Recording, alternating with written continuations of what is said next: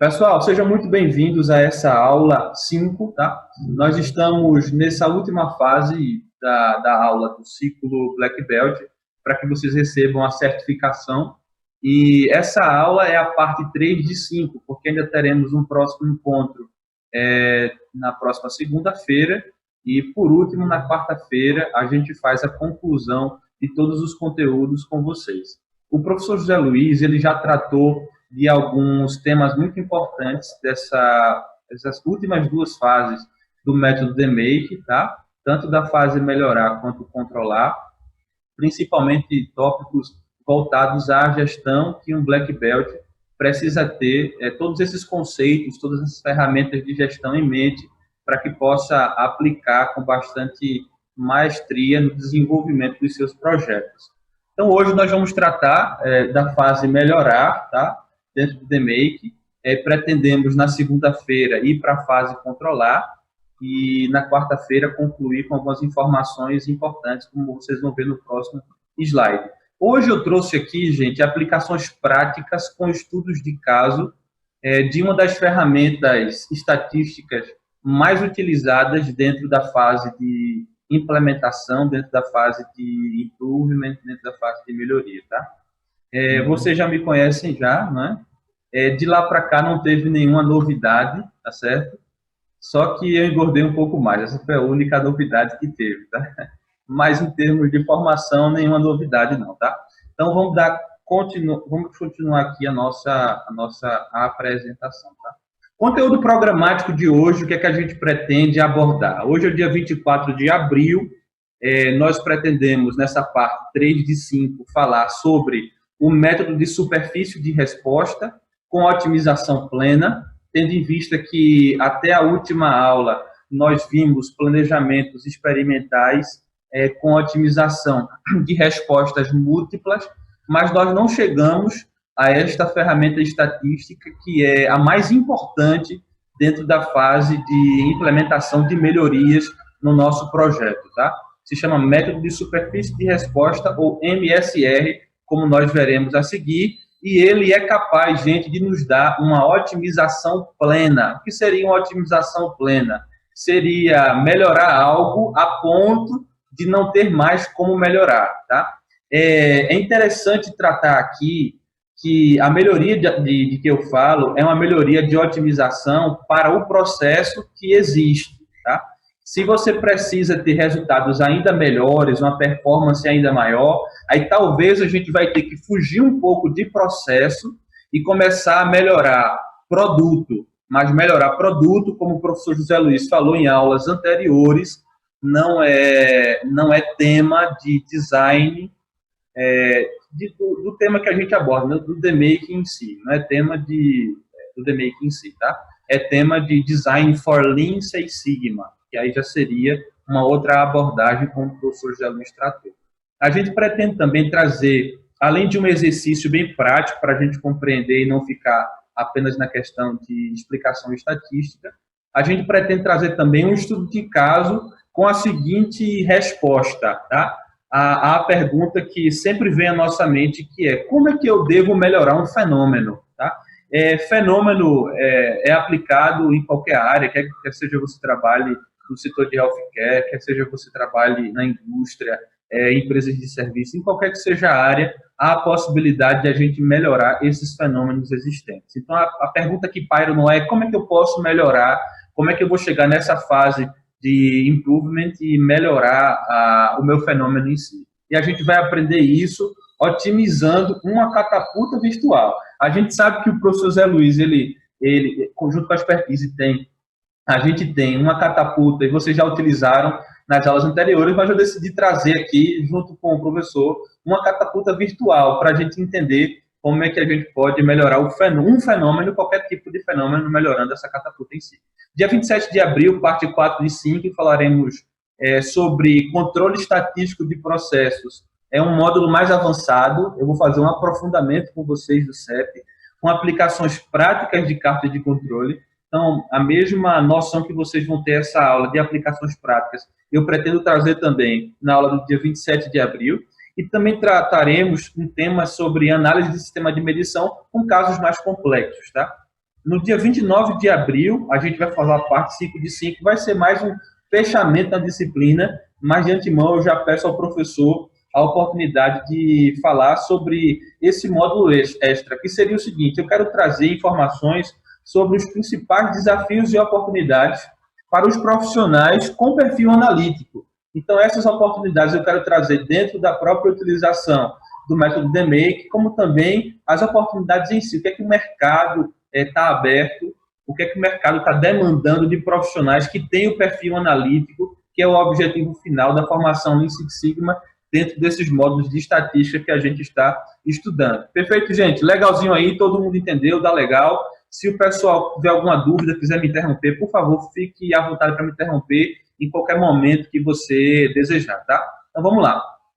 O conhecimento essencial de um Black Belt. O Black Belt, ele precisa ter conhecimento dentro do pacote estatístico de Six Sigma nos seguintes conceitos. Conceitos estatísticos básicos que vocês aprenderam no Green Belt, análise de dados com teste de hipóteses e ANOVA, regressão em correlação simples e múltipla, regressão logística e teste quadrado, que nós vimos no Green Belt e parte do Black Belt também. Como também, gente, é interessante que esses profissionais, como vocês estão sendo formados, conheçam bem de controle estatístico de processo avançado, cartas de controle, MSA, não apenas conhecer o conceito, mas saber aplicar, porque vocês vão ter que ser gestores de Black Belts, de Yellow Belts, dos seus projetos de Six Sigma, e eles vão contar com vocês para analisar os problemas e melhorar os fenômenos que eles demandarem. Também análise multivariada com experimentos fatoriais completos e fracionados, otimização múltipla, análise de componentes principais e superfície de resposta. Nós falamos de todos esses tópicos, exceto superfície de resposta, que é o que veremos hoje. Os que estão em azul são tópicos que a gente vai abordar nesses próximos encontros que a gente vai ter, tá? E por último, técnicas básicas em estatística não paramétrica. Eu não vou entrar mais nesse tópico, porque na última aula a gente já abordou com um exemplo bem bacana, inclusive aplicado à área de saúde, inclusive um tema de um dos médicos do grupo, não Luciano nem o Dr. Emerson, mas de... qual é o nome dele que eu esqueci? Alguém pode me ajudar? Luciano, não? Roberto, do Dr. Roberto. Perfeito, Dr. Roberto. Então, eu fiz uma aplicação de uma técnica de estatística não paramétrica justamente na taxa de ocupação de leitos em hospital. Eu acredito que vocês já entendem como isso funciona.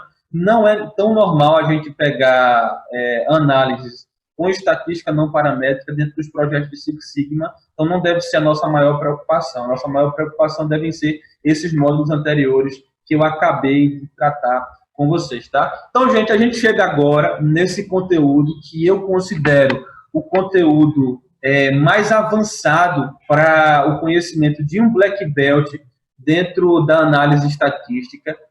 Para vocês entenderem bem, o objetivo nesse nosso encontro aqui não é a gente ver a parte estatística, a parte matemática por trás, como eu trouxe algumas vezes nas últimas aulas, mas é entender como é que esse método funciona para uma fácil aplicação, tá? Mas essa imagem aí já dá para a gente perceber aquilo que eu tratei com vocês um pouco naquela dinâmica do lençol que eu fiz, tá? Naquela dinâmica do lençol que vocês sabem que existem pontos de máximo e pontos de mínimo. Que seriam pontos de máximo e pontos de mínimo? Esses pontos seriam aqueles em que você vai encontrar o melhor valor para a resposta que você está buscando, tá? Se a resposta que você está buscando for, por exemplo, otimização ou melhoria no tempo do atendimento dentro da enfermaria, esse teu ponto de clímax estaria nessa figura, nessa corzinha vermelha que vocês estão vendo aí. Tudo bem, vocês estão entendendo isso, né? Se no caso do meu amigo Juan, que está nessa aula também, a gente está estudando, Juan, a respeito de como é que a gente diminui a inadimplência. Então, inadimplência é uma variável de resposta que a gente quer diminuir. Então, quando a gente gerar a superfície de resposta, que é um gráfico também, superfície de resposta não é apenas o nome de um método, não é apenas o nome de uma ferramenta do pacote de planejamento experimental. Ela também é o nome de um gráfico. Então, se Juan fosse pegar um gráfico de superfície de resposta, no caso dele, é como se Juan pegasse essa figura e invertesse de cabeça para baixo. Em vez de um monte, Juan teria um vale. tá? Então, é interessante vocês já começarem a olhar para a figura e entender um pouquinho mais como utilizar a análise dessa figura, tá? Conceitos iniciais aí. O método da superfície de resposta, RSM ou MSR, é uma coleção de técnicas estatísticas usadas para estudar as relações entre respostas e variáveis de entrada independentes. Então, assim como todas as outras técnicas que estudamos no planejamento experimental, esse MSR tem a mesma função, tá? Ela não é apenas uma técnica, mas ela é um conjunto de técnicas, são 5 técnicas ao todo, que a gente pode utilizar para entender a relação entre essas respostas e variáveis, tá? Mas a gente tem que entender com que objetivo, entender com o objetivo, como está no segundo parágrafo aí. O objetivo de usar essa técnica não é apenas entender o funcionamento do nosso fenômeno como um todo, mas principalmente o objetivo é otimizar essas respostas, é buscar o melhor valor possível delas. Então, buscando no dicionário de estatística o que significa otimizar, a gente traz isso aqui para vocês, esse conceito. A otimização é um procedimento realizado para que seja obtido o valor excelente de uma grandeza. Israel, o valor excelente é o melhor valor? Nem sempre, porque como a ciência, como a tecnologia, elas se desenvolvem a cada dia mais, o meu ponto de otimização, ele vai ser o melhor dentro do contexto de limitações que eu tenho, tá? Então, se eu estou trabalhando no hospital com um número de enfermeiros, com um número de pessoas na farmácia para entregar os medicamentos que o médico solicitou, com um software que é o software da versão fulana de tal, de 10 anos atrás, tudo isso são fatores, são parâmetros e variáveis que vão transmitir para mim, que sou profissional, trabalhador com Six Sigma, a característica de chegar ao ponto melhor, o ponto de máximo, ao valor excelente dentro daquele contexto. Agora, se eu mudo o equipamento, se eu aumento ou diminuo a quantidade de profissionais, se eu aumento a quantidade de profissionais na farmácia, isso vai caracterizar uma possibilidade de aplicar novamente o MSR e chegar a um ponto de ótimo diferente. Ou seja, gente, se eu mudo as variáveis de entrada, eu estou mudando a minha resposta. E além de mudar a resposta, eu posso estar procurando novos pontos de otimização. Pessoal, se está legal os conceitos, por favor, dê um joinha aí, tá? Se está bacana, dê um joinha aí, digam que está ok. Se alguém tiver dúvida, por favor, me interrompam, me atrapalhem e a gente vai dando continuidade. Perfeito. Beleza, tudo ok até então? Ok. Então, gente, dando continuidade, tá? Além desses conceitos que eu trouxe, na primeira etapa, para você desenvolver esse MSR, o método de superfície de resposta, é necessário determinar a relação matemática entre essas variáveis de entrada e as variáveis de resposta, tá? Só relembrando as coisinhas aqui. Variável de entrada eu também chamo de fator, tá? E além de chamar a variável de entrada de fator, eu chamo ela de variável independente. Por que independente? Porque ela não depende de nenhuma outra variável pré-existência. Vamos lá. A quantidade de profissionais da enfermaria depende de alguma coisa pré-existência? Não, só da caneta aí do Dr. Emerson para aprovar ou reprovar isso, né? Mas é o seguinte, gente, a gente não nas variáveis de entrada, como elas são independentes, elas não dependem de ninguém. Já as variáveis de resposta, chamadas também de variáveis de saída, elas têm um nomezinho muito bacana que vocês precisam entender, que é variável. Deixa eu só adicionar uma pessoa. Só depende do chefe. Foi. Voltando aqui.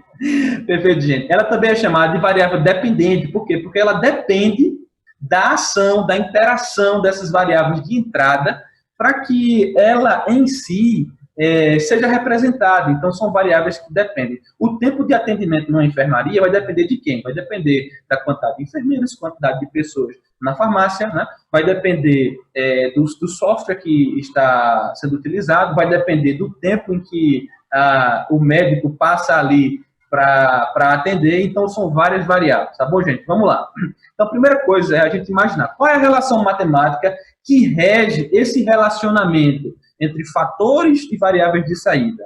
Então, a gente deve pensar logo, inicialmente, que essa variável deve ser um polinômio de menor grau, porque se for um polinômio de menor grau, como uma reta, aquela equação da reta como está mostrada aí, mais facilmente, ou menos trabalho a gente vai ter para desenvolver o MSR da gente. Então, a primeira coisa que vem à mente é trabalhar com polinômio de menor grau, tá? Agora, Israel, quando o polinômio de menor grau ele não é suficiente para explicar essa relação, a gente deve usar um polinômio aí de outras ordens, de ordens superiores, de segunda ordem, quadráticos, e por aí vai, tá? E é interessante já introduzir esse conceito aí de curvatura. A curvatura vai determinar que aquele fenômeno que a gente está estudando, ele não é um fenômeno explicado por uma reta. Porque o que uma reta vai trazer para a gente, nada mais é do que apenas a visão de um plano. Então, quando a gente tem curvatura, a gente já começa a saber que a gente está saindo de relações matemáticas de menores graus para relações matemáticas de graus maiores, tá? Gente, vocês estão conseguindo ver o meu cursor do mouse? Eu não sei se vocês conseguem, mas só para vocês entenderem uma coisinha aqui. Sim. Consegue, né? Pois não, meu amigo? Sim, Wagner, tudo aí. Isso aí é aquela última aula que a gente teve sobre as montanhas, que a gente foi para debaixo do lençol. Isso. Melhor atuar, né? Isso mesmo. É aquela dinâmica que a gente fez, que a gente foi para debaixo do lençol, né? Vocês puderam observar ali que existem pontos de máximo e de mínimo. Agora, o que a gente não fez foi estudar a estatística por trás daquela montanha, que é esse MSR que a gente está tratando hoje. Tranquilo, Wagner? Conseguiu entender aí? A parte estatística em si, de como desenvolver o MSR, é que a gente está vendo hoje. Lá a gente já viu, inicialmente, como é que a gente observa, né, aquele gráfico de superfície de resposta. Perfeito? Já aqui, ó, nas curvaturas, a gente pode observar que a gente tem aqui, ó, o somatório de todas as variáveis X que vão entrar, as variáveis de entrada que vão entrar, tá? Dentro dessa análise. Aqui a gente vai ter a interação entre as variáveis. Vejam aqui que aqui XI é a variável quantidade de enfermeiros, XJ é a variável quantidade de pessoas trabalhando na farmácia para ceder medicamentos, tá? Já aqui a gente começa a observar que a gente tem os efeitos quadráticos dentro... Deixa eu admitir aqui o doutor Luciano. Seja bem-vindo, doutor Luciano, à nossa aula, tá? Aqui a gente já começa a ver que eu tenho também modelos quadráticos para a explicação dessa relação quadrática entre as variáveis, que é um pouquinho mais complexa de a gente entender, tá? Gente, eu trouxe essa figura aqui para vocês observarem. Pronto. Vocês estão observando que essa figura está se movendo, não é? Tudo bem aí, né, gente? Ela está se movendo, tá? Se vocês olharem lá do lado esquerdo da tela de vocês, vocês vão observar que eu tenho triângulos que eles estão diminuindo e saindo de uma região distante para uma região onde está esse círculo azul, perfeito? E o triângulo vai diminuindo, ó, diminuindo, até ser um único ponto. Perfeito, gente? E o que é isso? O que é esse triângulo saindo de uma região para outra? É justamente quando a gente desenvolve vários tipos de planejamentos mais comuns e a gente vai atrás de chegar nesse clímax que está representado por essa elipse menor e esse ponto onde nós chegamos com o nosso experimento, andando com o experimento, vai transmitir o ponto de otimização. Israel, eu quero entender um pouquinho melhor sobre isso, não se preocupem, que vai ficar mais claro no próximo slide, tá? Então aqui, gente, da figura direita, os pontinhos estão subindo até chegar no ponto de otimização. Que pontinhos são esses? São vários planejamentos que eu posso fazer até chegar no planejamento de otimização. Portanto, o procedimento do uso do MSR é sequencial. Quanto mais longe do ponto ótimo da resposta, o modelo de primeira ordem ajusta melhor esses dados, tá? Quanto mais distante o modelo de primeira ordem, ajusta melhor esses dados. Então, é necessário definir uma estratégia para encontrar as condições operacionais que levem rapidamente à região de otimização. Por quê? Pessoal, dentro da indústria, dentro da gestão, como agora o DOE está sendo utilizado dentro de otimização por simulação computacional, dentro de qualquer área em que esse planejamento é utilizado, principalmente esse que a gente está tratando, que é o Lean Six Sigma, a gente não pode estar perdendo tempo, né? É inaceitável dentro de uma indústria a gente perder tempo testando. A gente tem que investir tempo em algo que traga um resultado que seja rápido. Então, o que é que a gente quer? A gente não quer brincar de fazer planejamentos até chegar no nosso ponto melhor de desenvolvimento. Não. A gente quer desenvolver algo a ponto de a gente chegar num clímax o mais rápido possível. Perfeito, gente? Eu ia brincar aqui, mas vamos lá, que essa aula está sendo gravada, tá certo? Então, quais são as duas formas de a gente desenvolver essa estratégia? A gente pode desenvolver essa estratégia pelo método steepest ascent ou steepest descent, ok? Steepest ascent ou steepest descent. Mas vamos dar continuidade aqui, tá? Então, uma vez encontrada a possível região onde o ótimo está, chegou o momento de adotar um modelo de segunda ordem para fazer essa análise. Estão entendendo, gente? A gente até então trabalhou com modelos de primeira ordem, planejamento experimental daqueles mais simples. A gente foi testando algumas formas, a gente viu que a gente estava distante, aí testou um pouquinho melhor, botou mais perto de um valor dessa variável de resposta onde eu quero chegar, né? Então, eu vou trabalhando aí para crescer dentro dessas regiões que eu estou estudando, tá? Então, quando eu chego a um ponto onde eu sei que ali está o meu ponto de otimização, a região de otimização, é que eu posso aplicar um modelo de segunda ordem para delinear, desenhar melhor essa relação matemática. Então, dessa forma, novos planejamentos são feitos sequencialmente para se aproximar desta região. Pessoal, vocês estão conseguindo compreender o que significa desenvolver esses experimentos a ponto de a gente chegar a essa região de otimização? Estão conseguindo, gente, entender?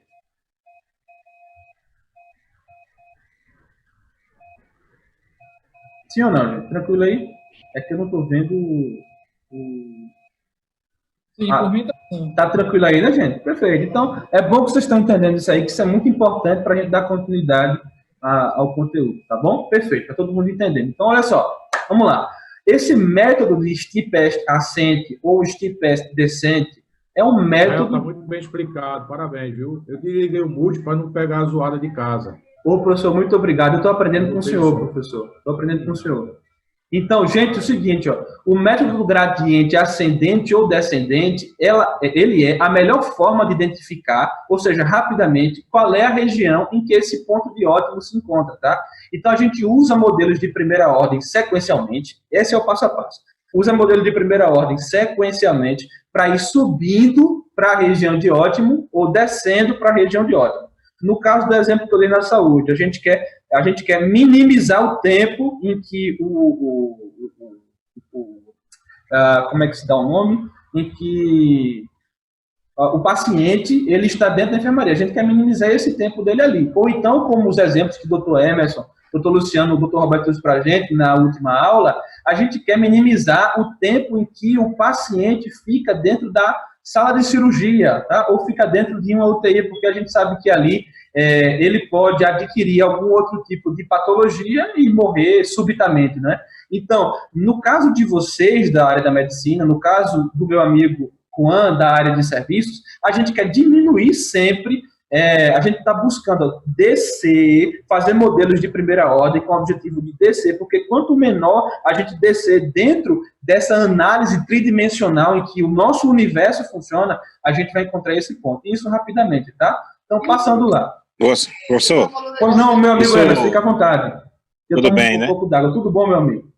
A gente procura diminuir essa variabilidade artificial, que é o que a gente chama na prática aqui do ato médico em si. Perfeito. Porque tentando minimizar esses efeitos externos, já que o setor saúde sofre de muitas variáveis, e é diferente do setor produção, que tem muitos colegas que estão aí. Muito bom. Então, essa variabilidade artificial ela tem que ser reduzida ao máximo para poder a gente ter uma efetividade ou sucesso. Muito bom, muito bom. Bacana, Emerson. Muito obrigado, viu, pela participação. Realmente é isso, gente. A gente reduzir. Agora, a gente não quer reduzir perdendo tempo. A gente quer reduzir buscando um método que a gente consiga sair dos nossos planejamentos utópicos até chegar numa condição de otimização. E, para isso, o método é o método do gradiente ascendente ou descendente. Então, para ficar mais prática a explicação e vocês entenderem melhor, então imagina, por exemplo, eu soube aí, eu ouvi uma palavrinha aí, que a nossa amiga Andresa, né, ela é alpinista, ela gosta de subir em montanhas, né? Ela viaja, às vezes, para o Himalaia, para alguns lugares para subir. Então, imagina só a nossa amiga Andresa subir... Não, acho que é a Andresa. Então, a minha amiga Andresa, olha só, imagine assim, você ou todos os participantes subindo uma montanha, tá? Você está escalando a montanha. Você sabe que o topo é o teu objetivo. Contudo, você tem recursos limitados, porque você não pode levar uma bagagem tão alta, então o peso da bolsa é uma variável imprescindível para que você tenha condição de chegar lá em cima, tá? Além disso, você tem uma condição de oxigênio rarefeito, então você tem que ter aí um respirador, que dentro do cilindro é um fator limitante também.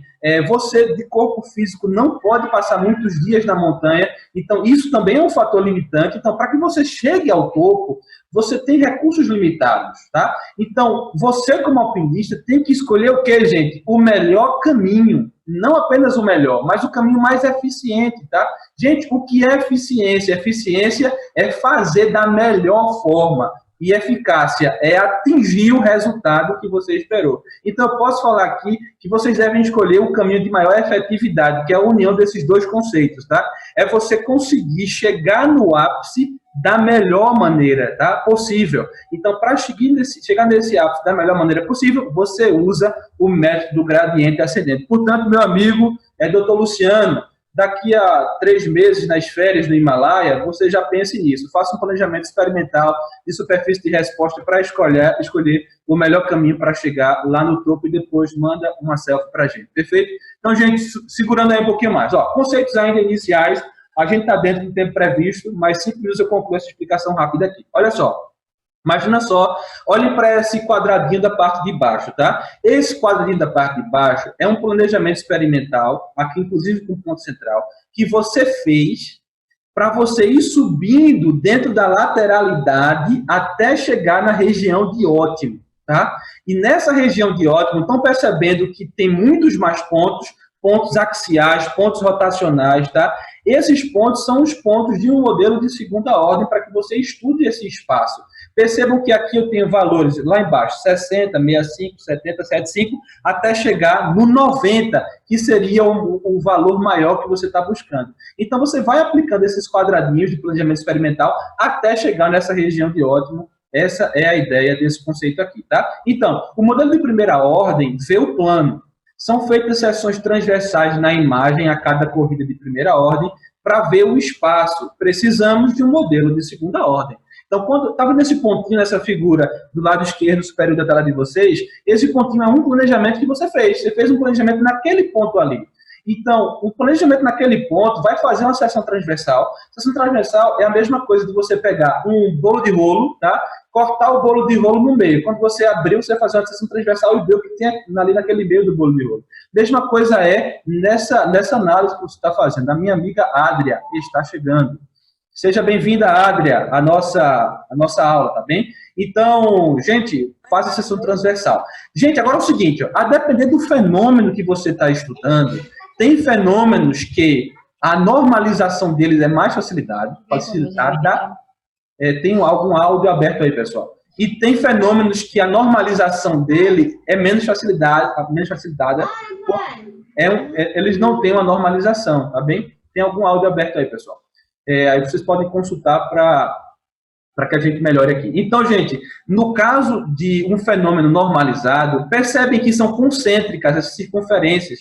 Nesse sentido, a gente consegue chegar no ponto de otimização com mais facilidade. A gente tem vários caminhos para chegar lá. Contudo, na que não é não normalizada, a gente tem que fazer experimentos com mais dificuldade, porque não é tão fácil.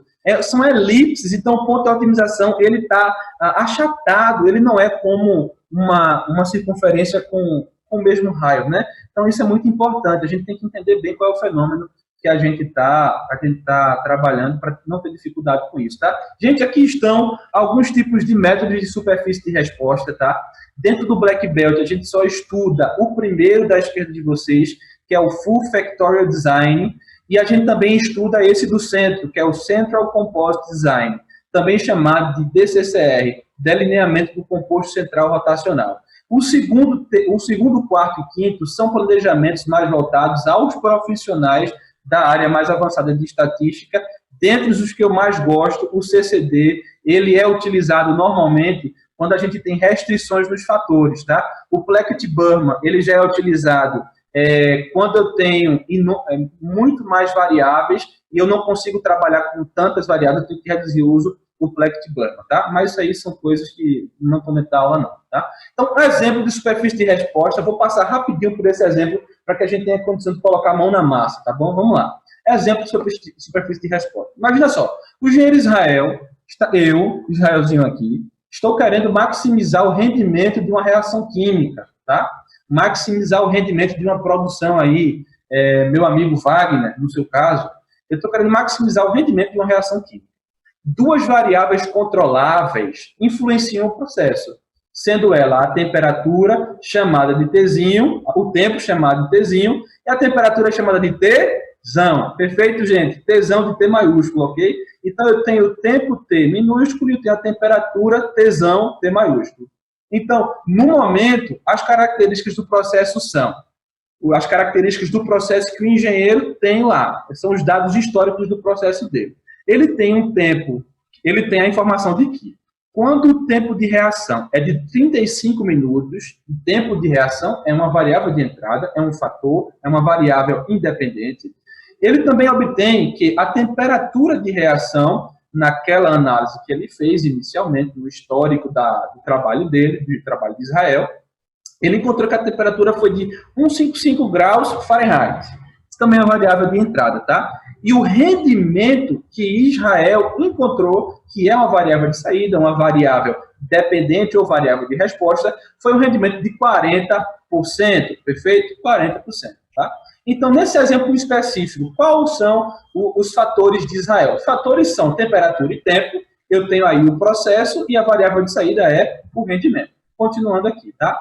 Então, Israel decide que a região de exploração para o ajuste de um modelo inicial de primeira ordem deve ser para o tempo entre 30 e 40 minutos, ou seja, eu quero desenvolver um experimento testando o tempo de reação 30 e o tempo de reação 40, e para a temperatura eu quero testar 150 e testar também 160, tá, gente?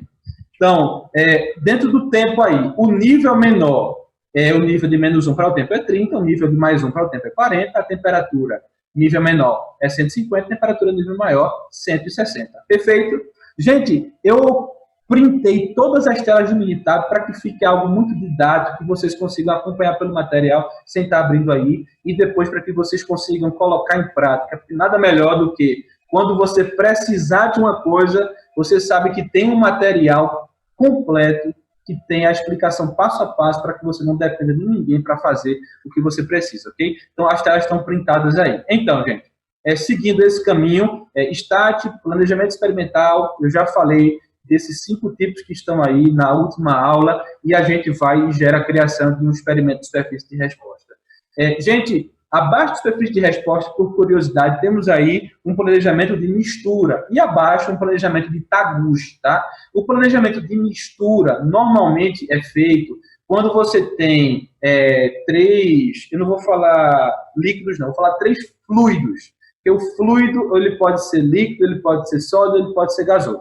Então você tem 3 fluidos que fisicoquimicamente eles vão se unir, e você quer saber qual é o valor melhor para adicionar de cada um desses fluidos para que você obtenha aquele valor que você deseja. Tá? Onde que o planejamento de mistura é muito utilizado? É muito utilizado dentro da indústria farmacêutica. Perfeito, gente? Porque eles colocam valores para os componentes da droga e eles querem testar as circunstâncias adversas. O planejamento de mistura é extremamente interessante. Depois, se vocês quiserem, entrem em contato com a gente da expertise, que a gente pode falar um pouquinho para vocês sobre planejamento de mistura. Com certeza, né, professor Zé Luiz, a gente está gerando, gente, várias aulas sobre temas estatísticos de fácil utilização, e com certeza, daqui a um período de tempo, a gente está publicando um vídeo por semana sobre isso, e daqui a um período de tempo a gente vai ter explicações sobre cada um desses tipos de planejamento. Se você tiver curiosidade e se você quiser indicar para alguém, fica aí a informação para você, perfeito? E a gente tem também esse planejamento de isso, professor. Só trazendo eu tomo uma aguinha do grupo, enquanto tu dá um gole d'água, Israel. Uhum. A nossa proposta é oferecer os níveis do Lean Six Sigma, desde o White Belt até o Master Black Belt. A gente vai postar essas aulas até no Master. Professor, o áudio está baixo, professor. Professor, o áudio está baixo, estão informando aqui, professor. Peraí. Sim, senhor.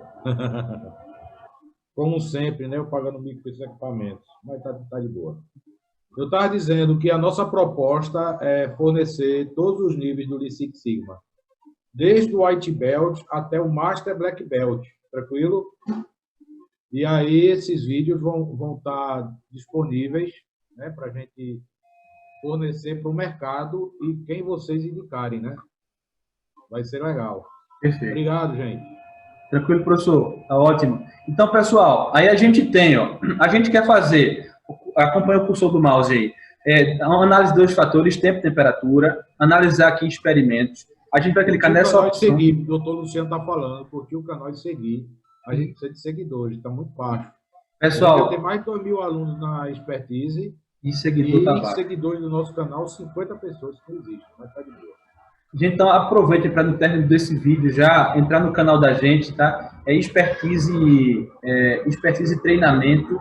E lá vocês, a gente vai falar para vocês curtirem os vídeos que estão lá, que são muito bons, tá? Tem conteúdo muito bom lá, open para vocês. Então, pessoal, seguindo aqui, a gente tem 2 fatores contínuos, não temos nenhum categórico, nenhum de texto, são contínuos, experimentos, escolhemos esse aqui, o default. O default é o que já vem direto na tela, beleza? Eu vou usar essa palavra mais vezes.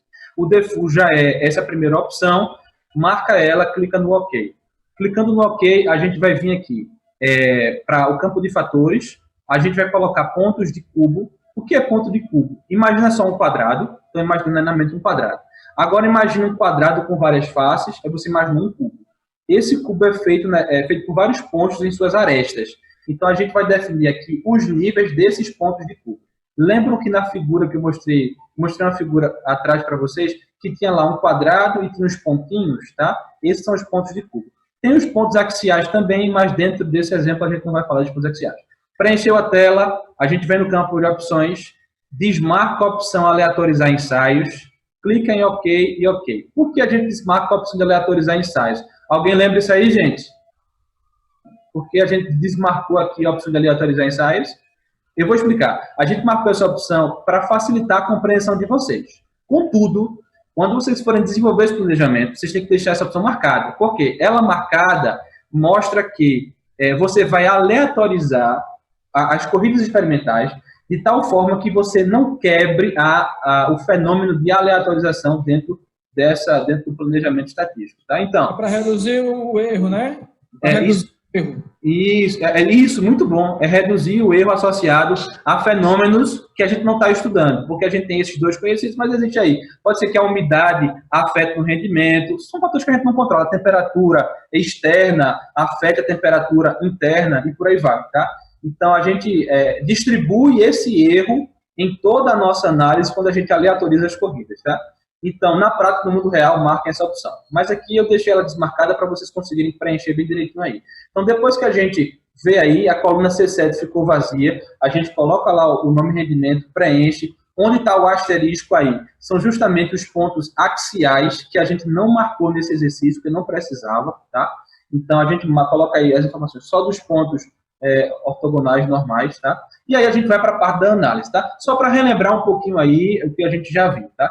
Análise de variância, que é a nova, é o que é todo o planejamento de experimentos, e como o MSR é um tipo de planejamento experimental, ele não é diferente. Então, todo planejamento experimental traz consigo análise de variância. Dentro da análise de variância, é bacana eu explicar para vocês, primeiro, olha lá para cima, variância explicada no modelo. Gente, por favor, quem puder aí, abre o microfone, por favor, todo mundo abre o microfone, por favor, tá? Ok, gente, vamos lá. Gente, agora eu quero que vocês falem. Um R2, uma variância explicada de 94%, é boa ou não? Sim. É boa. É boa, não é boa? Beleza. Explicada é ótima. Pronto, o R2 ajustado, 88%, tá bom ou não tá bom? Tá bom. Perfeito. Tá bom. E o porquê que o R2 predito não foi divulgado aí? Pararam para ver isso aí? O R2 porque o R2 sempre foi mostrado para a gente em todas as análises de variância que fizemos, tá? Ele não foi mostrado aí porque a gente não colocou os pontos axiais, ou seja, eu não consigo fazer uma predição completa do modelo deixando de informar dados importantes para aqueles pontos axiais, que vocês vão entender o que é esse ponto axial mais na frente, mas guarda essa informação em mente, tá bom, gente? Vamos lá. Tempo ali, o valor de P para o tempo é maior ou menor do que 5%? Valor de P Olha aqui, ó, tempo, valor menor de P. É maior ou menor do que 5%? menor do que 5. Menor. Menor do que 5, eu considero ele significativo ou não? Sim, significativo. Sim. Perfeito. Então, se ele é menor do que 5%, considero ele significativo, tá? Temperatura é menor do que 5%? Também, joinha. Também. Ok, então ela é significativa. Agora, aqui é modelo linear, olha que linear. Agora, o modelo quadrado, né, que a gente chama de quadrático, ele foi significativo? Não, porque ele foi maior do que 5%.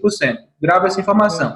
Descendo lá para baixo agora. Aqui eu tenho os meus coeficientes que eu vou usar para construir a fórmula, tá? Vamos para aqui para os textos agora. Podem fechar o microfone aí, gente. Bacana. Foi bom saber que vocês lembraram do conteúdo das aulas anteriores. Então, variância explicada, já falei sobre ela para vocês. A variância explicada é o quanto da variância na resposta é explicada por esses fatores que você escolheu, naqueles livros que você definiu.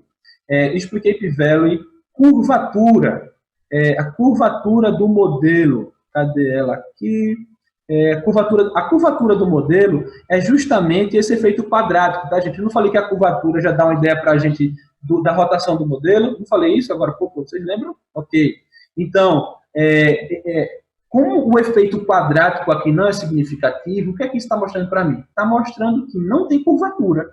Por quê? Se tivesse curvatura, o efeito quadrático seria significativo, porque esse efeito nada mais é do que uma equação matemática que surgiu com o objetivo de explicar aquele plano num modelo que saiu de primeira ordem para um modelo de segunda ordem. Então, a curvatura aqui não foi significativa. Ok.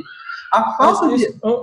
Pois não. Tem a ver com os pontos coaxiais que a gente retirou? Os pontos axiais. Axiais.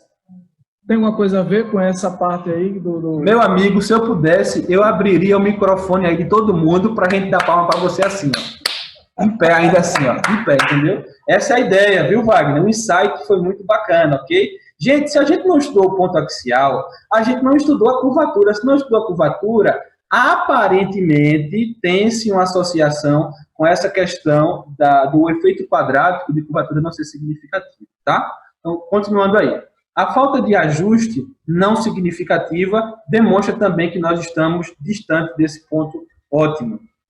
O gradiente ascendente caminha. Olha aqui para cá. O gradiente ascendente, que é esse método que eu falei para vocês que é importante para a gente chegar na superfície de resposta. O gradiente ascendente, ele vai caminhando 0,775 unidades de temperatura e ele vai... Desculpa, unidades aqui de tempo, tá? E ele vai caminhando 0,325 unidades de temperatura. Israel, o que é esse caminho aí? É o que eu chamo de passo, ok? Quando a gente está desenvolvendo um planejamento, e gente, eu estou explicando para vocês um conceito para um Black Belt. Eu não estou explicando o conceito para Green Belt aqui, não. O Green Belt pega a ferramenta, abre lá e aplica. O Black Belt vai responder quando o Green Belt perguntar assim, bicho, eu desenvolvi aqui o planejamento experimental, eu estou querendo fazer a utilização aqui dos meus dados estatísticos, para onde é que eu vou? Aí você vai dizer, a gente vai definir um tamanho de passo aqui que vai me levar a esse nível aqui de otimização, tá? Eu não vou explicar a matemática para vocês, porque não vale a pena, tá? Porque vocês também têm um software que já faz tudo isso por vocês. Tranquilo, gente? O passo é importante vocês entenderem só por conceito. Por quê? Porque como é que eu defino o tamanho do passo? Eu botei uma interrogação, eu botei um avião. O que é que o avião significa? Isso é uma viagem. É uma viagem mesmo. É uma coisa assim... que aí você teria que estudar muito para definir tamanho de passo, tá? Então, não compete a gente entrar em tamanho de passo aqui, mas compete vocês saberem que o tamanho de passo está relacionado com esses coeficientes que foram gerados aqui. Perfeito, gente? Vou continuar aqui, dúvida, interrompem aí, tá? Interrompam. Então, após 12 experimentos, ou seja, o experimentador, ele fez errado. Por quê? Porque ele estudou muito, ele definiu talvez um tamanho de passo menor, porque ele estava com receio de que já estava perto de um campo de otimização, então ele foi definir o tamanho de passo. O que é um passo? O passo é para o que eu utilizo o passo? Eu utilizo o passo para sair de um lugar para outro, não é assim? Então ele foi utilizando planejamentos experimentais para ir de passo a passo até chegar na região de otimização, tá? Então, aqui estão, depois de vocês terem os dados, vão vendo aí os tamanhos dos passos que ele estabeleceu tá? Nas variáveis originais e as variáveis que ele foi encontrando. Depois ele construiu aqui, gente, um modelo, uma curvinha das etapas dele. Ele foi etapa a etapa, olhem para esse gráfico aqui da direita de vocês, etapa 1 até etapa 12. Ele desenvolveu 12 experimentos, tá? E nesses experimentos ele foi colocando os valores que ele encontrou do rendimento. Então ele percebeu que o décimo experimento em si, ele tem os valores que ele utilizou para essa variável, olha aqui, o valor que ele utilizou para o tempo de 85 minutos, o valor que ele utilizou para a temperatura de 175 graus, tá? Então ele foi estudando isso e aqui ele viu que teve o clímax, o ápice. Então o que é que ele poderia fazer agora? Ele poderia aplicar um MSR para esse ponto onde ele chegou. Então foi isso que ele fez. Aqui está o passo a passo para vocês. Superfície de resposta, criação de uma superfície de resposta. Então, ele gerou essa tabelinha aqui, que eu já deixei aqui bacaninha para vocês também, na ordem dos ensaios, para vocês não terem dificuldade aí, de ter que estar lendo linha por linha. E aí, a tarefa de casa, para quem quiser fazer, para quem quiser melhorar o conceito aí, o conteúdo, é vocês fazerem esse passo a passo, digitem esses valores, aí vocês vão encontrar uma análise de variância diferente. Os gráficos, eu nem trouxe muitos gráficos aqui, para a gente não perder tanto tempo de aula, porque os gráficos eu já falei nas aulas anteriores, mas aí vocês pegam isso e vocês comparam isso que ele encontrou com o valor que ele tinha, e vocês vão ver a grande diferença, onde ele estava e onde ele chegou, tá? Então vamos dando continuidade aqui. Vamos lá. Entrar nesse outro conteúdo aí, estamos dentro do horário previsto 8h. É o último conteúdo que a gente vai abordar e logo após fazer o nosso exercício. Faltam 30 minutos para a gente concluir. Então, planejamento composto central, DCC. Eu posso adicionar aí um R no final, que é DCCR, para eu rotacionar esse meu modelo, e eu posso adicionar o DCCO, que é ortogonal. É quando eu tenho limitações nos níveis dos meus fatores. Então, vamos lá. Deve ser utilizado quando se quer verificar a curvatura de um plano. Então, olha só, você sabe que existe o planejamento superfície de resposta. Se Israel, eu sei. Você sabe que existe um planejamento de superfície de resposta chamado planejamento fatorial de superfície de resposta. Sei. Por quê? Porque foi o que a gente fez no exercício agora, ok? Agora eu estou trazendo para vocês um outro tipo de planejamento de superfície de resposta, que é o DCC. Esses dois, nesse primeiro, a gente não trabalhou com ponto axial, vocês viram no exercício do engenheiro Israel, não trabalhou com ponto axial, e agora tem que é o planejamento composto central, que a gente pode trabalhar com ponto axial, que é o melhor, viu, gente? Diga-se de passagem, é o melhor, porque é o que dá mais respostas para a gente. Então, ele deve ser utilizado quando a gente quer verificar a curvatura de um plano, ou seja, verificar a existência de termos quadráticos na regressão. Ele é composto de 3 partes, olha aí. Planejamento fatorial, 2 elevado a k, faltou só elevado aí. De resolução 5 com NF corridas. A gente vai voltar ao conceito sobre essa questão de resolução no exercício mais na frente, tá? 2 corridas axiais ou estrela, 2 elevado a k, corridas axiais ou estrela, e NC corridas centrais. Já desmistifica aí a explicação para a gente, desmistifica o sim. Estão vendo essa imagem aqui de cima? Sim ou não? Sim. São os pontos estrela, que a gente também chama de pontos axiais. Estão vendo essa imagem daqui de baixo? Sim. São os... Deixa eu ver aqui se está chegando no final da aula da gente. Tempo de aula? Eu acho que não, né, professor? Não informou nada ainda não. Na tela não. Então, ele é composto dessas 3 partes. Então, nessa parte aqui de baixo, eu tenho aqui os meus pontos experimentais normais. Tá todo mundo acompanhando aí, né, gente? Tranquilo, né? Então, legalzinho aí? Beleza, beleza. Tá. Então, aqui embaixo tem o axial, que eu tenho o fatorial fracionado, tá? Com resolução 5, e aqui eu tenho o ponto central. Quando eu junto esses dois, o que foi que eu formei? Uma esfera. Tranquilo, gente? Formei até agora uma esfera. Quando eu rotaciono essa esfera, aí eu saio da minha região de plano e eu começo a enxergar a minha região de espaço, que é onde está o meu ponto de otimização. Então, do lado esquerdo, vocês estão vendo um estudo feito com 2 fatores, tá? Do lado direito, vocês estão vendo um estudo feito com 3 fatores. Então, no planejamento composto central, DCC, DCCR ou DCCO, a gente só pode ir até, no máximo, 3 fatores. Ou trabalha com 2 ou trabalha com 3.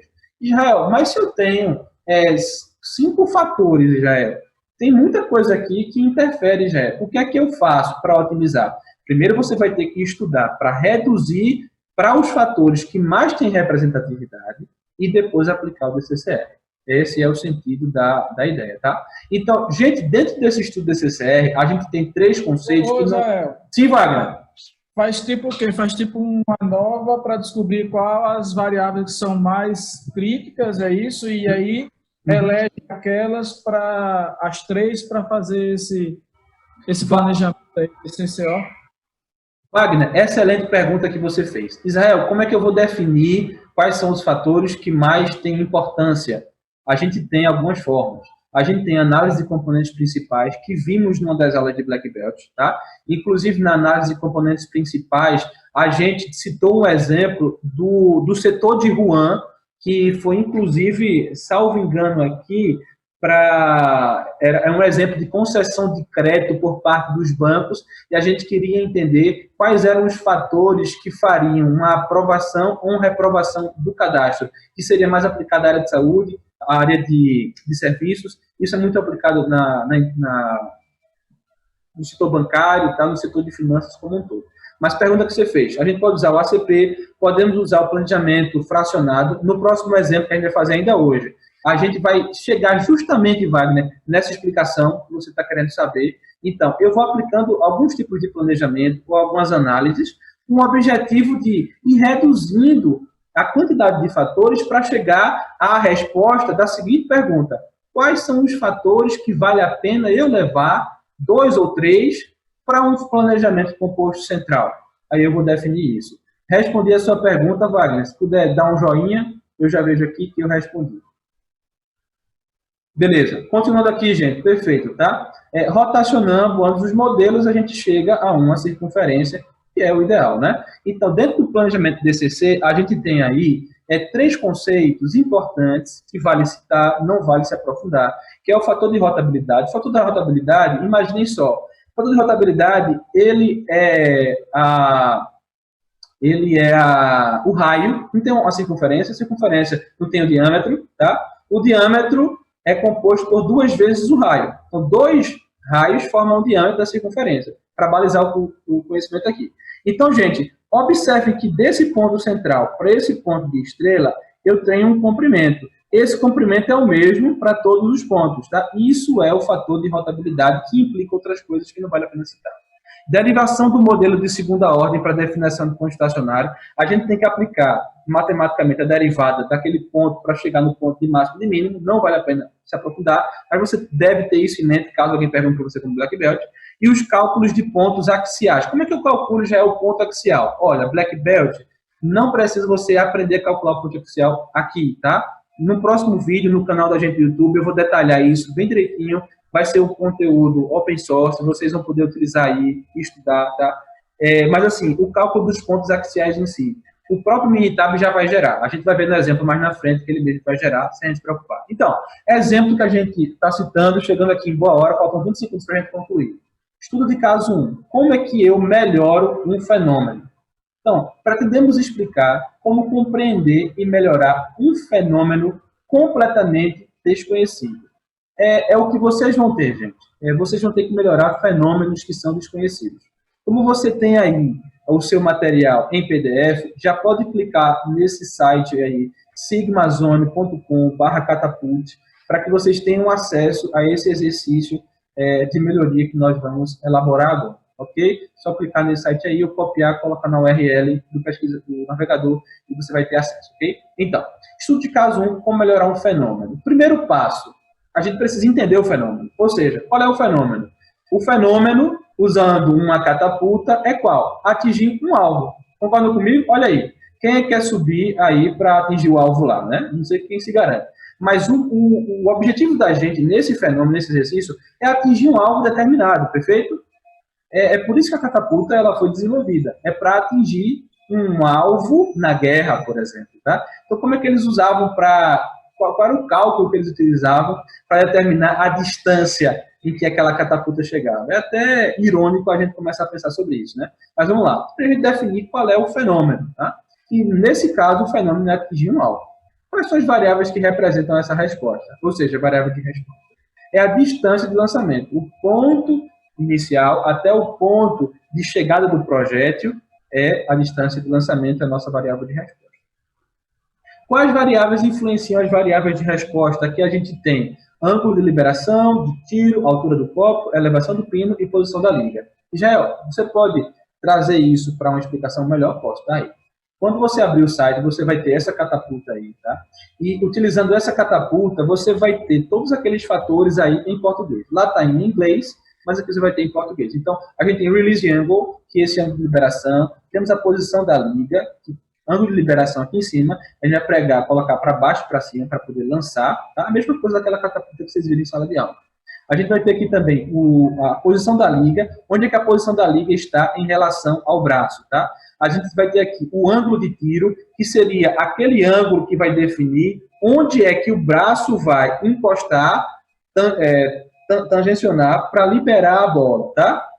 A gente tem aqui a elevação do copo, vai estar mais alto ou mais baixo no braço, e a gente tem aqui a elevação do pino, que vai aumentar ou diminuir a tensão elástica dessa corda aqui, perfeito? Tudo isso virtualmente, né? Isso que é mais bacana, tá? Então, gente, eu não sei se o som vai sair aí, mas para vocês entenderem melhor, tá saindo o som aí? Não, não tô escutando não. Tranquilo, mas é só para vocês entenderem como é que vai ser essa prática aí, tá? Presta atenção.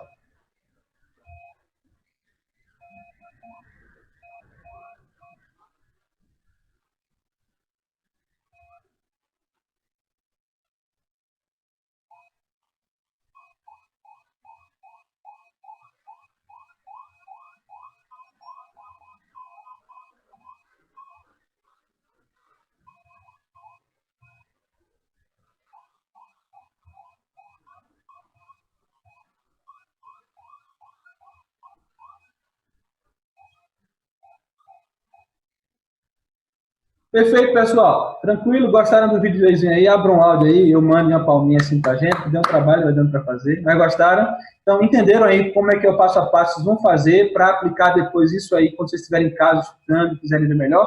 Perfeito, gente. Valeu, muito bom. Então, o primeiro passo é entender o fenômeno. Eu quero rever rapidamente alguns conceitos aqui. Fatores ou variáveis independentes são aquelas que geram uma mudança da variável de resposta, para mais ou para menos. E aí, quem são esses fatores? São esses 5 que estão aí que a gente já viu. Níveis são os valores ou termos escolhidos para os fatores, podendo ser categóricos ou numéricos, tá? Então, quais são os níveis? São os níveis que a gente precisa definir com precisão para cada um desses fatores, tá? Outra explicação, que já respondendo aquela pergunta que o Wagner fez. Como os fatores e níveis podem ser definidos? Usando ACP, com dados disponíveis na literatura científica ou no histórico da empresa, né? Ou com a conveniência do pesquisador-chefe, ou a pessoa, um black belt, um master black belt, ou algum técnico que conhece mais daquele fenômeno, pode te ajudar a definir os melhores fatores que dentro da vivência deles transmitem o melhor resultado. E tem gente assim, gente, é por isso que a gente não pode desclassificar as pessoas que basicamente recebem salários inferiores aos nossos, né? Ou que trabalham mais com os braços do que com a mente. Essas pessoas têm que ter muita valia dentro do nosso dia a dia, porque é dentro da mente delas onde está o conhecimento sobre os nossos processos. Então, pode ser um pesquisador-chefe, um grupo renomado de cientista, ou então um técnico, uma pessoa que conhece bem aquele fenômeno, que ele pode te ajudar muito bem definindo esses fatores, esses níveis, tá? Então, vale lembrar, até 4 fatores a gente usa o quê? Planejamento fatorial completo. Até 6 fatores a gente usa o fatorial fracionário, ou fracionado. Só pode ser usado se todos os fatores tiverem apenas 2 níveis, fica aqui a dica. E acima de 6 fatores a gente usaria Plackett-Burnham. Mas nesse caso aqui, a gente tem essa opção de relembrar a gente, tá? Então, o primeiro passo, já chegamos ao fim dele, que foi definir o fenômeno. O segundo passo, aplicando o planejamento correto. Então, como temos 5 fatores, o mais indicado é iniciarmos com o planejamento fracionado. Concorda comigo? A gente tem a elevação do pino, ângulo de tiro, elevação do copo, ângulo de liberação e tem outro fator agora que eu esqueço o nome, tá? Mas está aí no material. A gente tem esses 5 fatores. Com 5 fatores a gente faz o fracionado. Então, se eu quero otimizar, ou seja, se eu quero chegar no maior valor possível, meu objetivo é chegar no maior valor possível do lançamento. Eu quero lançar o mais longo que eu puder. Perfeito, gente? Esse é o meu objetivo final. E eu tenho 5 fatores. Eu não posso usar um planejamento fatorial normal. Por quê? Um planifatorial normal, eu tenho quantos níveis? 2 elevado a quantos fatores? 2 à quinta. 2 elevado à quinta dá quantos experimentos? 32 experimentos. Ninguém tem saco nem recurso para fazer isso em nenhuma organização. Então, a gente aplica um fatorial fracionado, já que tem 5 experimentos. Então, assim podemos compreender quais fatores realmente influenciam a variável de resposta, de distanciamento de lançamento. A gente quer reduzir a quantidade de fatores, tá bom, gente? E aplicar esse método de steepest ascent até chegar no valor de otimização. Vocês estão entendendo que o que eu quero nesse estudo de caso aqui, prático com vocês, é uma prática que a gente está fazendo, como faria essa prática em sala de aula, eu estou fazendo ela virtual com vocês. Vocês estão entendendo que a gente está aplicando isso para pegar todos os conteúdos que a gente entendeu nessa aula e colocar ele em prática, ou seja, desenvolver uma série de planejamentos, um steepest ascent, até chegar na otimização, otimizar e encontrar o melhor resultado possível. A gente vai aplicar todos os conceitos agora nisso aí. Então, você seguiria esse passo a passo aí, tá, gente? DOE, fatorial, criação do plano fatorial. Aqui, número de fatores, 5 fatores agora. Clique em experimentos, vem aqui na fração 1, 2. Se você clicar fatorial completo, você vai fazer 2 à quinta. Olha aqui. Se você clicar fatorial meio, você vai fazer a metade do experimento, ou seja, 16 experimentos. Se clicar aqui em 1/4, você vai fazer 8 experimentos, que seria 1/4 de 32. Mas a resolução já seria 3, então é mais perigoso, né? Então, porque a gente vai ver no próximo slide. Número de pontos centrais por bloco, 4 pontos centrais por bloco. Número de réplicas por ponto de extremidade, 1. E número de blocos, 1 também. Clicaria aqui em OK, e aí ia, tá? Aí, gente, só por curiosidade, exibir experimento fatorial. Olha só, a gente está numa resolução 5. Justamente aqui, a gente tem 5 fatores. 5 fatores daria 32 experimentos. Eu poderia fazer os 32, eu poderia fazer essa resolução 5 aqui, que seria os 16 experimentos. Não posso fazer o 3, porque se eu fizer uma resolução 3, eu vou estar confundindo as informações do fator individual com as informações das interações 2 a 2. E isso é muito ruim, porque as interações 2 a 2 são significativas. A gente já falou isso em aulas anteriores. Já com 5, não tem tanto problema, porque 5 está confundindo influência individual com influência de 4 fatores. As influências de 4 fatores normalmente nunca são significativas, então beleza. E eu vou estar confundindo também a influência de 2 fatores com 3 fatores. E a influência de 3 fatores quase nunca é significativa. Por isso que ainda está verde, né? Eu posso usar aí de boa, beleza? Então, aí eu viria agora aqui, em fatores, preencheria tudo isso igualzinho como está aqui. Gel, como é que você definiu esses níveis aqui? Eu peguei o máximo que cada um desses pontos conseguem chegar. Ou seja, o ângulo de lançamento, ele varia de tanto a tanto. Eu peguei o range inteiro, gente. Porque eu quero entender, eu estou fazendo um screening, uma análise geral, para eu entender o quanto cada um desses fatores é importante, entendeu? Então, por exemplo, se eu estou calculando ali o tempo de atendimento dentro da enfermaria, eu posso escalar para um dia um trabalho com 5 pessoas e um dia um trabalho com 3 pessoas, ou seja, em relação ao nível, vou ter 3 e nível 5. Tá? E agora, Israel, vamos dizer que vai ter dias aí que eu tenho, Israel, 6 pessoas por turno, vai ter dias que eu tenho 2. Então, o ideal é você testar tudo, entendeu, gente? O range inteiro, isso é muito importante, tá? Então, eu coloquei aí o range inteiro de cada uma dessas variáveis para a gente testar. Foi assim que eu defini os níveis. E aí eu vou para a análise de experimento fatorial. Na análise, eu vou gerar essa tabelinha aqui com todos os experimentos. Agora, aqui, atentem para a ordem das corridas, porque na ordem dos ensaios, está aqui, de 1 até 20, para você fazer essa ordem de ensaio. Mas a ordem padrão está mudada aqui. Então, quando eu vou gerar o experimento, se você quiser digitar aqui, percebe se é 140, 130, 300, 100 e 200 nessa primeira linha mesmo, para que você digite o valor da resposta, tá? Depois que eu digitei tudo aqui, gente, aí eu vim aqui, distância de lançamento, coloquei stepwise.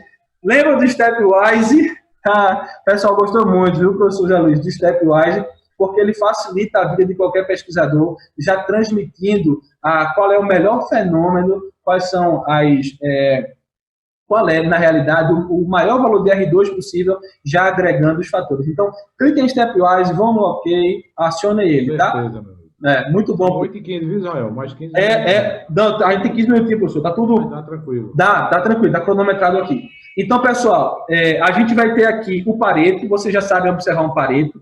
Nesse Pareto, vocês estão vendo que todas essas variáveis foram significativas, mas aqui o B não foi significativo. E o B é o quê? É esse ângulo de tiro, que seria aquele pinozinho que eu coloco para o braço bater. Então, ele não foi significativo individualmente, mas junto com o A, que é o braço, ele foi significativo. Isso é lógico, né, gente? E por que que isso é lógico? A gente vai entender. Porque os dois, eles têm restrições um com o outro, tá? Então, Jael, se essa interação foi significativa e esse fator B não foi significativo individualmente, eu devo tirar o B? De jeito nenhum. Porque se você tira o B, você perde esse efeito de interação que foi significativo, tá? Então, na tua análise aqui, é interessante você ver que o ângulo de tiro, ele não foi significativo em si, tá? Aqui você vê ó, que a curvatura foi significativa. Se a curvatura foi significativa, isso mostra que você está perto de uma região da otimização, porque o modelo de primeira ordem não foi suficiente para explicar. Então, você está perto da otimização, já pensa aí que seria bom você aplicar o último modelo, que seria o modelo de DCCR, né? O MSR que a gente vem estudando até agora, tá? Então, gente, nesse sentido,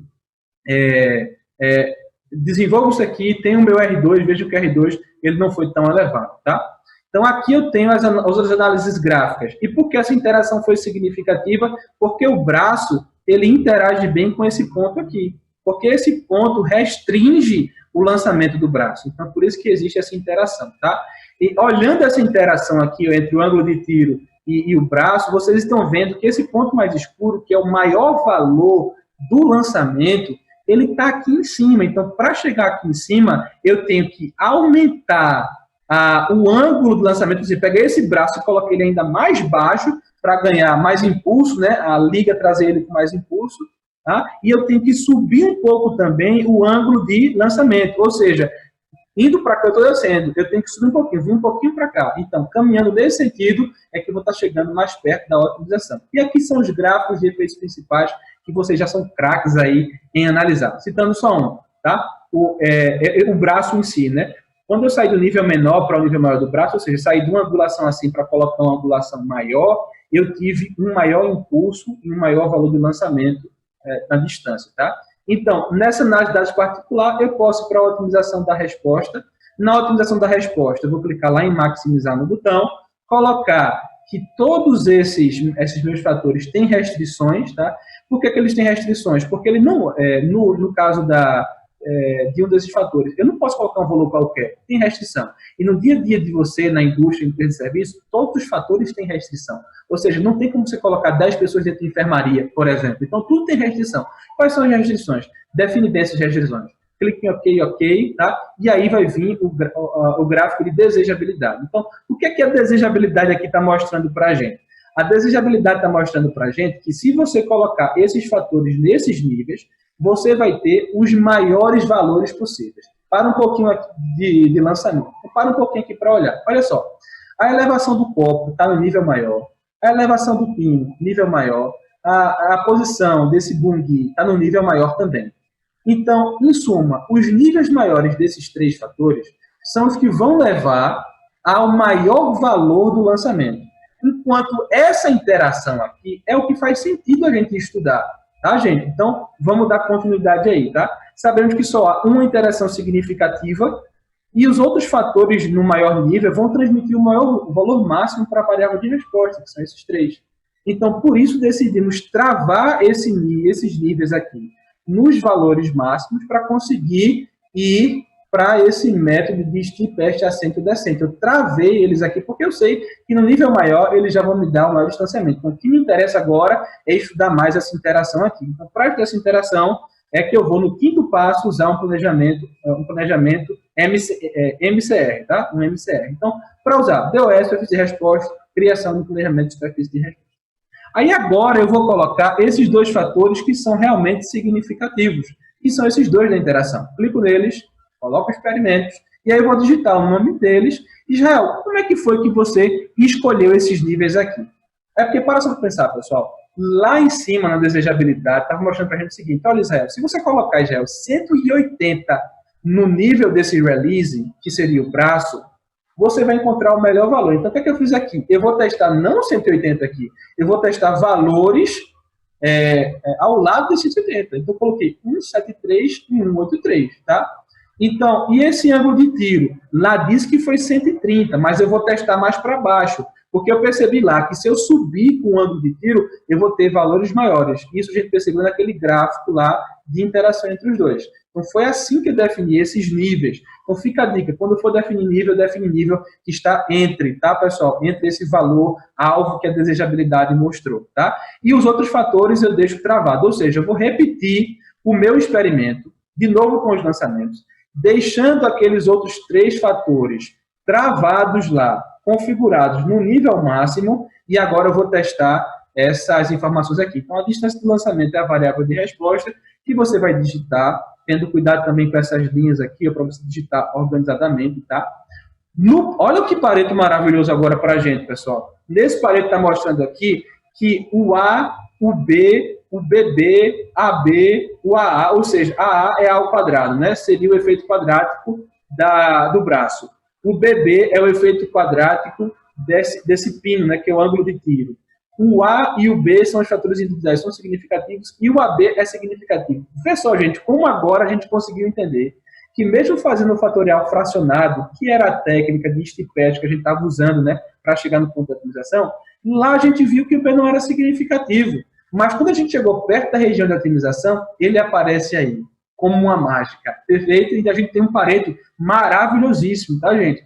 Olhem agora esse R2. Gente, eu peço que vocês abram o microfone aí agora, por favor. Pode abrir o microfone para mim, tá, gente? Muito bom. Olhem esse R2 aí. Esse R2 aí, gente, espetacular, né? Olha, o R2 normal, foi bom ou não foi, pessoal? Esse R2 normal? Foi. Muito bom. Olha o predito agora, gente. O que é o R2 predito? O R2 predito é assim, ó. Israel, qual é a confiança que eu tenho que essa relação matemática, durante o tempo, ela vai se manter robusta?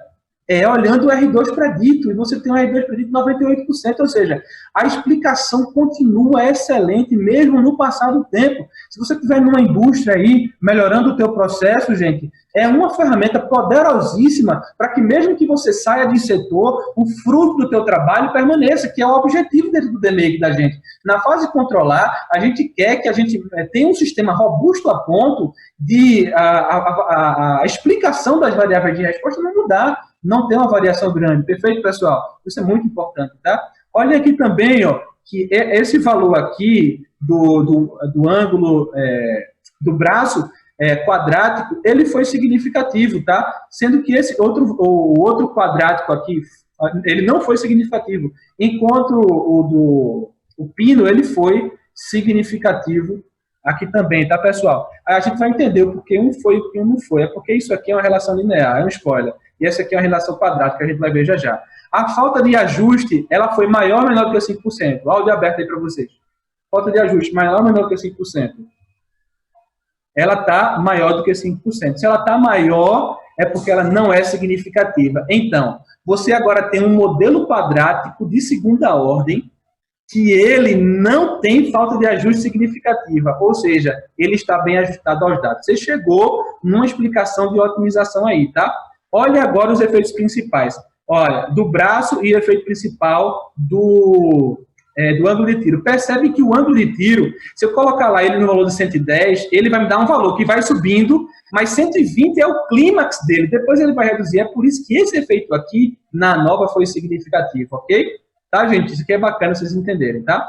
Gente, aqui eu peguei um gráfico de superfície de contorno para vocês observarem esses pontos experimentais. Lembram dos pontos rotacionais? Esse, e os axiais? Lembram, gente? Aqui, você fez um experimento e você chegou na seção transversal dessa região. Percebe como o teu ponto central, ele está pertinho de uma região de otimização. E olha aqui, ó, a gente estava trabalhando lá com uma distância máxima, eu acho, de 500 e pouco, 530. Agora você já chega a distâncias maiores do que 600, ou seja, você está conseguindo otimizar o teu processo sem mexer em máquina, sem mexer em equipamento, sem mudar nada, é o processo em si, tá? Você vai chegar no melhor do teu processo em si, tá? Aqui eu tenho, gente, um MSR, é uma superfície de resposta, percebe só. Eu tenho o nome da técnica, dentro do planejamento experimental, eu tenho várias ferramentas. Dentro dele, eu tenho o MSR, tá? E o MSR é modelo de superfície de resposta, e esse gráfico aqui tem o mesmo nome desse modelo, para vocês não confundirem. Tanto o gráfico quanto o modelo tem o mesmo nome, tá? Agora, olhem aqui. Esse gráfico é de fácil compreensão, a gente já viu isso em aulas anteriores. Olha aqui o ângulo de tiro e olha aqui o braço, tá? Percebam que o maior valor, percebem que aqui é o ponto de maior valor, ele vai se dar, olha aqui, ó, quando o ângulo de tiro estiver em 120 graus, é só você recochetear para cá e recochetear para cima, tá vendo? 120 graus. E aqui o braço, você vai ter que ter na angulação maior de 185. Você ricocheteia para cá e ricocheteia para cima, tá? 185, tá? Então, mantendo o fire angle na metade dele e o braço puxando na maior angulação possível, você vai obter aí maiores valores de lançamento, tá? Então, gente, aqui a gente fez uma desejabilidade para esse modelo, ou seja, aqui ele está dizendo assim, Israel, para você conseguir alcançar o melhor, o maior valor possível, Israel, você precisa colocar exatamente 185,071 graus no braço e 119,2826 graus no ângulo de tiro. Gente, isso aqui é o suprassômulo, é a fórmula da Coca-Cola, tá? É a trança do Rei Careca. Vocês entenderam, gente? É o clímax, é o auge, é você conseguir dentro do fenômeno que você tem, sem você mudar nada, sem você acrescentar tecnologia, sem você colocar investimento, porque investimento alto dentro daquela matriz de esforço e impacto que a gente aprendeu. São projetos que não são de Lean Six Sigma, são design for Lean Six Sigma. Então, é uma maneira de você melhorar o máximo possível com as ferramentas que você tem. Gente, isso aqui tem que ser colocado em prática e dá para colocar em prática dentro das organizações em que vocês trabalham, tá? Gente, eu vou concluindo aqui essa minha parte, o professor Zé Luiz dá as últimas palavras também com vocês, dizendo o seguinte, pessoal, a gente chegou nessa última etapa, a parte 3, a gente terminou agora essa fase de melhorar com a utilização de uma ferramenta estatística poderosíssima, que é o modelo de superfície de resposta, MSR, aplicações práticas com estudos de caso, exercício, em que você pode entender e depois você tem aí o material para colocar na prática, fazer os testes. Depois, pessoal, você pode pegar essa catapulta, faz um teste lá para ver se ela vai bater dentro do intervalo de confiança que deu ali naquele modelo Via Nova. Então, é uma ferramenta que, sem tantos investimentos, você vai melhorar o processo que você já tem em mãos. Por favor, usem elas e vocês vão ter excelentes resultados. Muito obrigado, pessoal. Muito obrigado pela sua palavra. Está com o senhor. Para a gente fazer a conclusão, temos aí 2 minutos.